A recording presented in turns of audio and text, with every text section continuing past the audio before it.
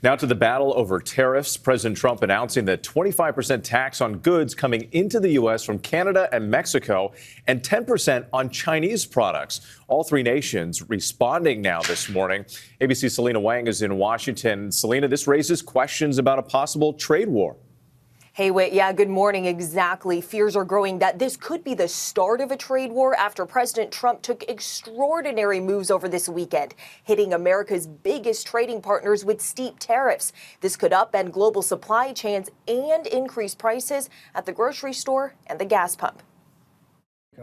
This morning, America on the cusp of a trade war with its biggest trading partners. There could be some temporary short-term disruption, and people will understand that. After President Donald Trump signed 3 executive orders imposing 25% tariffs on all exports from Mexico and Canada, with the lower 10% tariff on Canadian energy exports and 10% tariffs on goods from China. Trump justifying the tariffs by blaming those countries for illegal drugs and undocumented migrants entering the U.S. They've treated us very unfairly. The tariffs are set to take effect on February 4th, just after midnight. Prime Minister Justin Trudeau says Canada will retaliate with 25% tariffs on $106 billion worth of American goods. Tariffs against Canada will put your jobs at risk, potentially shutting down American auto assembly plants and other manufacturing facilities.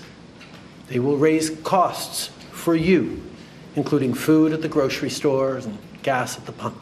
Trudeau calling on Canadians to choose goods from Canada over the U.S. It might mean opting for Canadian rye over Kentucky bourbon, or foregoing Florida orange juice altogether. Mexico's president also vowing to retaliate with tariffs of their own, blasting the Trump administration for accusing her government of working with drug traffickers, saying if the U.S. wanted to address the fentanyl crisis, they could combat the sale of narcotics on the streets of their major cities, which they do not do. And overnight, China's government denouncing the tariffs, saying it will take countermeasures against them, but still leaving the door open for talks with the U.S. But Trump's executive order says if the countries retaliate, the U.S. can further increase its tariffs. And small business owners are worried about the impact, too. I think people are going to be truly shocked at the pricing they're going to see on the cars, on the lumber, on the clothes, on the food. This is going to be a mess.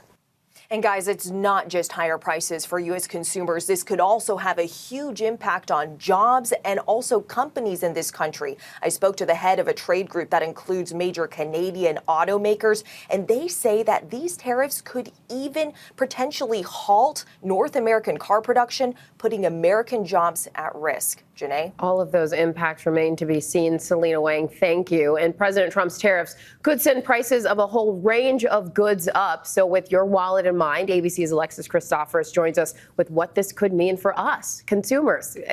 Good morning to you, Alexis. Good morning, Janae. Yeah, economists already warning that Trump's tariffs could drive up the price of everything from gasoline and pickup trucks to your Super Bowl party guacamole dip at a time when many of us are still reeling from high grocery prices. So the U.S. buys more than $45 billion in agricultural products from Mexico alone, including tomatoes, bell peppers, cucumbers, and avocados. In fact, 90% of the avocados consumed here in the U.S. come from Mexico.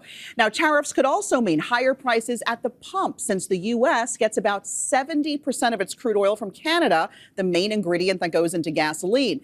Analysts say the tariffs could tack on an extra 30 to 70 cents a gallon in certain parts of the country, especially for drivers in the Midwest.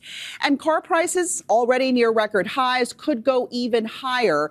A new $25,000 car from Mexico could cost an extra $6,200 if importers pass on those higher costs to consumers.